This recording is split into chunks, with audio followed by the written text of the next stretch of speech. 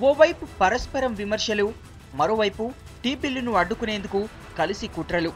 అసెంబ్లీలో సీన్ రక్తి కట్టించారు టీడీపీ వైసీపీ ఎమ్మెల్యేలు.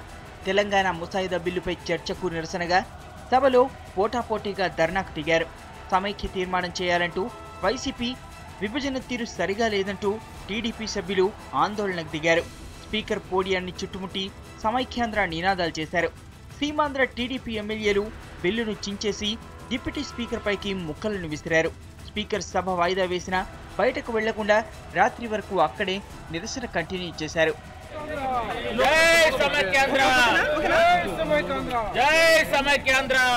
సీమాంధ్రకు సంబంధించి ఒక్క విషయంపై కూడా బిల్లులో క్లారిటీ లేదని టీడీపీ సీమాంధ్ర సభ్యులు ఆగ్రహం వ్యక్తం చేశారు. బిల్లును పూర్తిగా చదవకుండానే చర్చకు అనుమతించడం సరైంది కాదన్నారు. తల్లి కాంగ్రెస్, పిల్ల కాంగ్రెస్ కలిసి డ్రామాలాడుతున్నాయని మండిపడ్డారు. దీంతో వైసీపీ సభ్యులు ఎదురుదాడికి దిగారు. టీ బిల్లు చర్చకు వచ్చేలా సీఎం కిరణ్, చంద్రబాబు పరోక్షంగా సహకరించారని ఆరోపించారు. చంద్రబాబు ఆలస్యంగా సభకు రాగా నల్లారి గైర్హాజరయ్యారని ఆగ్రహం వ్యక్తం చేశారు.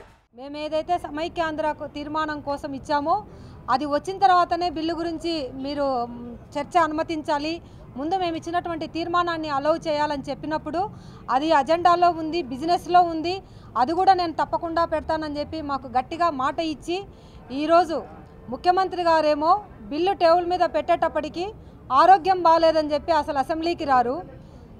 మాట ఇచ్చిన స్పీకర్ గారేమో ఆయన చైర్లో రాకుండా డిప్యూటీ స్పీకర్ గారిని పంపిస్తూ ఉన్నారు. చాలా పెద్ద ఒక డ్రామా ఆడిపించి ఈరోజు బిల్లును అసెంబ్లీలోకి ప్రవేశపెట్టారు. నాటకీయ పరిణామాల మధ్య రాత్రి 12:30 గంటలకు స్పీకర్ ఆదేశాలతో ధర్నా చేస్తున్న నేతలను పోలీసులు అరెస్ట్ చేశారు. మీడియా కంటపడకుండా వ్యాన్లలో సభ్యులను తీసుకెళ్లి పార్టీ ఆఫీస్ దగ్గర డ్రాప్ చేశారు. సీమాంధ్రలో మైలేజీ కోసం టీడీపీ, వైసీపీ అసెంబ్లీలో విభజనపై రాద్ధాంతం చేస్తున్నాయని విమర్శిస్తున్నారు తెలంగాణ వాదులు. ఆధిపత్యం కోసం టీ బిల్లును అడ్డుకునే ప్రయత్నం చేస్తున్నాయని మండిపడుతున్నారు.